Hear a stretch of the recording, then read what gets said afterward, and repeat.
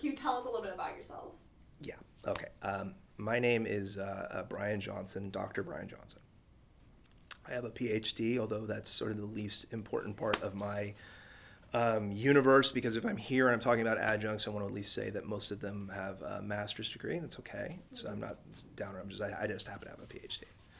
I graduated with a master's degree from California State University Chico, go Wildcats, and I graduated with graduated with honors there, and then I graduated from University of Massachusetts Amherst, go Minutemen, not with honors. I don't think they give you. I hope maybe I did. I don't really know. With a PhD from there in English, with an emphasis on American studies. I am an expert in images of fascism and Nazism in 20th century American culture, post-World War II. I am an adjunct at Cleveland State University currently. I teach a class in Introduction to Poetry and Introduction to Literature. I teach American Lit 1. Normally adjuncts don't teach American for the classes for the major, but because I have a PhD, it's okay. They let me. I have taught at 8 different universities. So I taught at Chico, I taught at Butte College, I then taught at University of Massachusetts, I taught at Bay Path, I believe it's now Bay Path University, at the time it was Bay Path College. I've taught at Marlborough University, I've taught at Case Western, and I've taught here. Oh, and I've also taught at South University, which is a for-profit college, all of which I've done as either a graduate student, visiting professor, or an adjunct. And so how long have you been an adjunct here at Cleveland State University? I haven't even been here for a year. Wow. So I'm a pain, and I'm not even here for a year. Yeah. All right. So.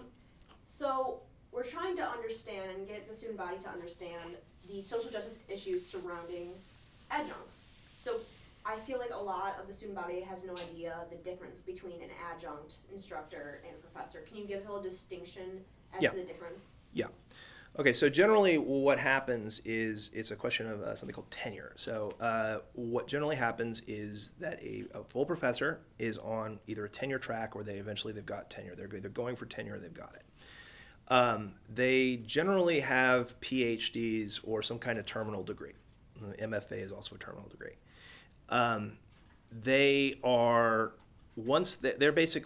They teach as much as I do.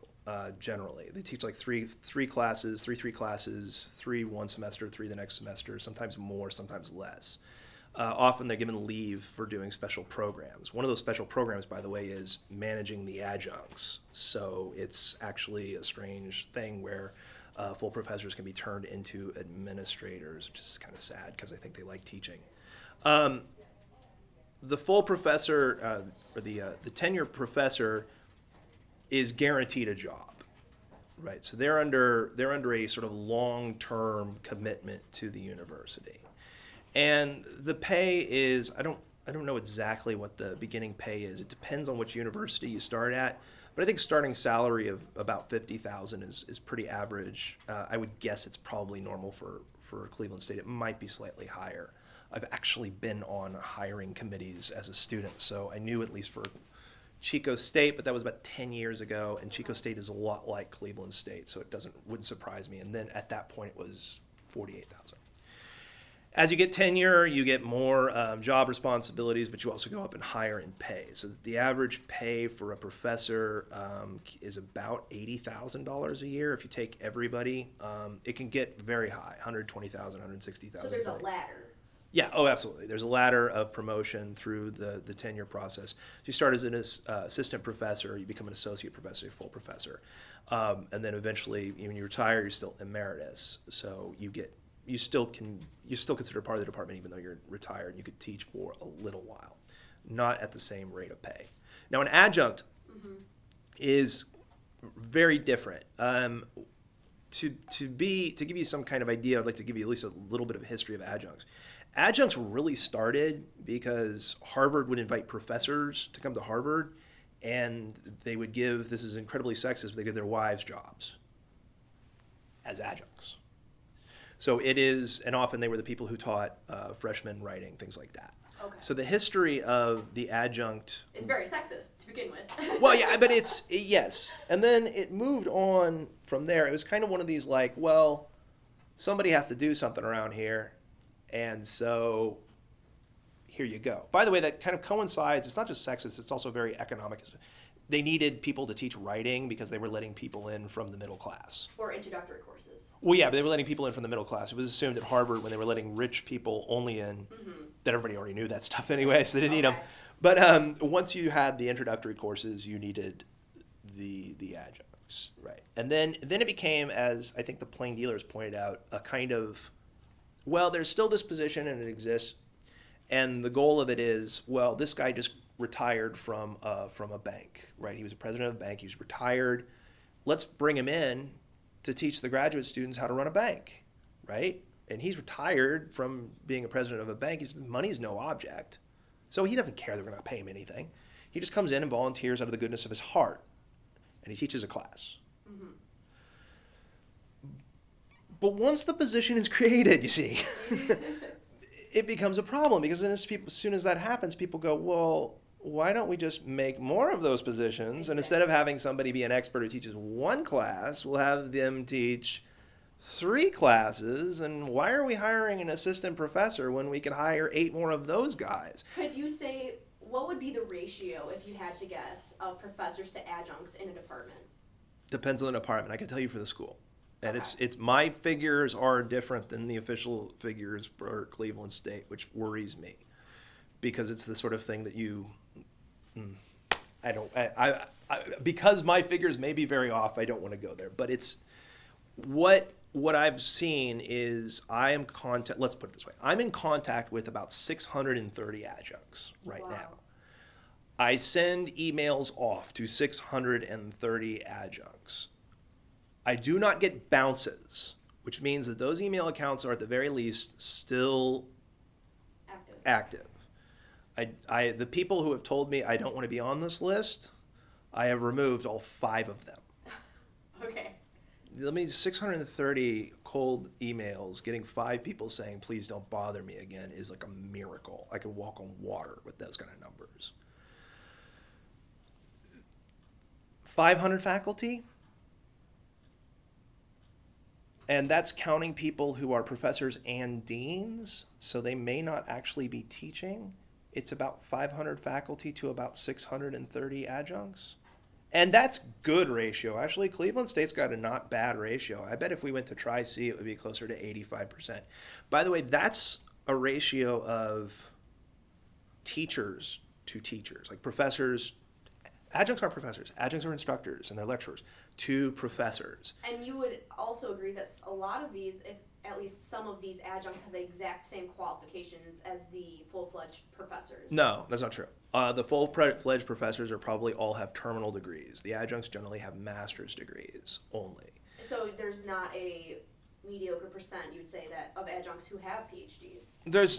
That's the problem. That's why this thing has become a national issue. At least in my opinion, one of the problems is that they're turning out more and more and more and more PhDs. Right. Look, if you get a master's degree and you go, I've got a master's degree and I'm going to go teach, and the most I can be is an adjunct, then you go, they better raise the salary for adjuncts if they expect me to live on this money, right? Right. But the PhD is a totally different subject. I am a different subject because what happened to me was that I went through my PhD program, and the entire time they said, you will be a tenured professor when you graduate. Mm-hmm. You should get student loans because when you graduate, you will start off with a $50,000 a year job and work your way up to a $140,000 a year job.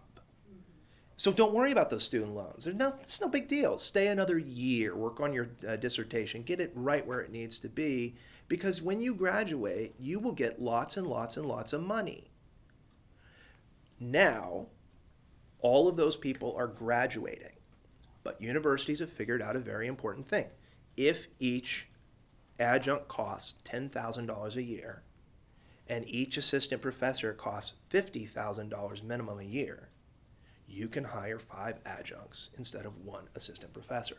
So, if you don't mind me asking, how many years of education do you have? 3 master's programs, 6 in PhD, so 9, and I have $140,000 in student loans. And And how much are you getting paid right now? I am getting paid about a little over 14 grand a year. And I, by the way, am a high-priced, it's a horrible thing to say. I am a high-priced adjunct. I talked to 600 adjuncts. So it's, a lot of them are capped out at 3 classes a year. I get 5. After I do this interview, we'll see. Maybe I'll be back down to 3 or none.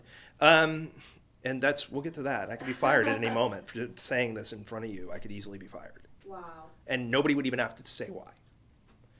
I have 5 classes that I teach instead of 3, which is a 3-2 course load. What was your question? Most of the adjuncts only teach 3 because their departments don't want to give them more. It used to be when each course was 4 credits, adjuncts actually got paid more because you get paid by the unit. So would you say that you don't get full time because then you can't get benefits? Oh no, they've absolutely said that. I mean, they haven't said it here. One of the places I applied to said we'd love to give you more classes, but Obamacare. I mean, that's what their Obamacare, because as soon as we give you more, we have to give you insurance. So you could get more money if you left and went to work at Walmart. Yeah, easily. And I could get more money if I left and went to work at Walmart. I could. Okay, so I've got aside from being a total I have 3 jobs. So let's just go through them real quick.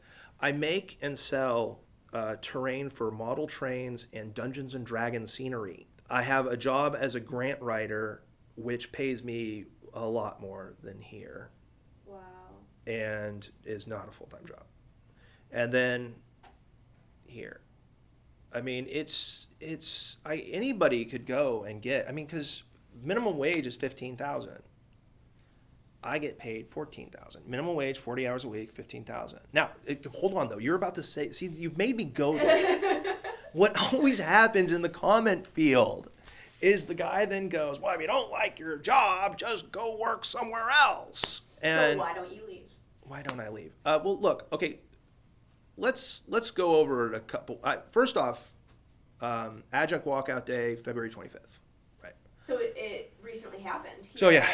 State University. And 26th and 27th and 28th, and then there's this month, because every day people do make that decision. Every day I talk to adjuncts who say, I am with you 100%, but I want you to know this is my last semester teaching here.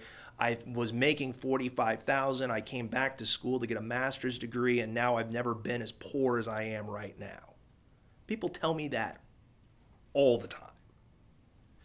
Every day people are leaving. So the idea that people could leave and go get a better job, well, good news, they are. And this is a group that represents, according to some numbers, I've heard it being lowered, but it's 75. I've never worked at a place that was as 500 to 600 here is actually really low. If we took all of the for-profit universities, by the way, they're all adjunct, right? And that's why you can have a for-profit university, because adjuncts don't speak up. The reason that if we had 75% of the workforce here just basically go, look, I'm going to go sell used cars.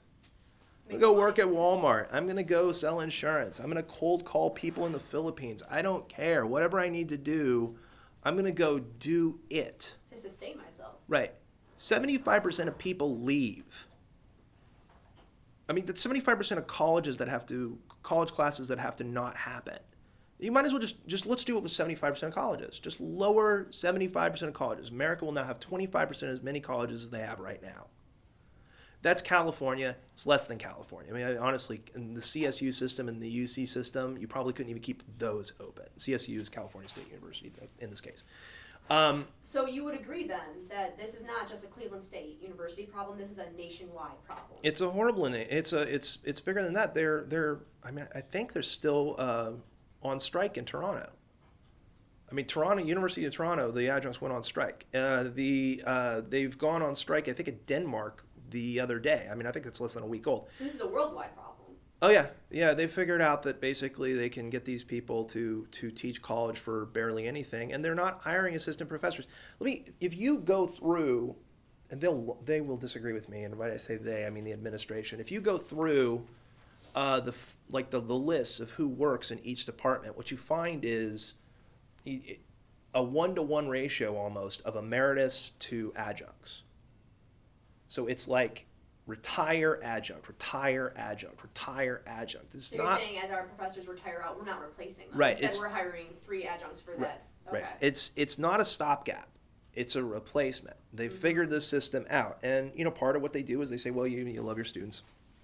You love education, so this is a commitment. And that is, by the way, part of the narrative of what it is to be an educator. Like when you are an educator, it's almost like a monastic order.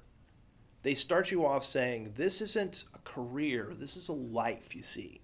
You will be training students. This is your vocation. Well, yeah, but it gets to the point even like, we're all, you will be embraced by the loving arms of the university and your students and all that, and as a result, people are willing to make sacrifices for some sort of noble cause they think they're doing as professors, and maybe they are doing something noble, right? But so are firefighters. They pay them, Right. So are the police.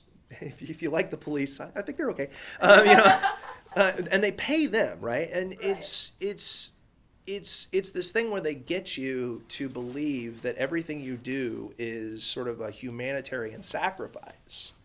And so if they're going to pay you 14 grand to do it, well, that's just the way it works. You need to sacrifice for the university anyway. There's not enough money.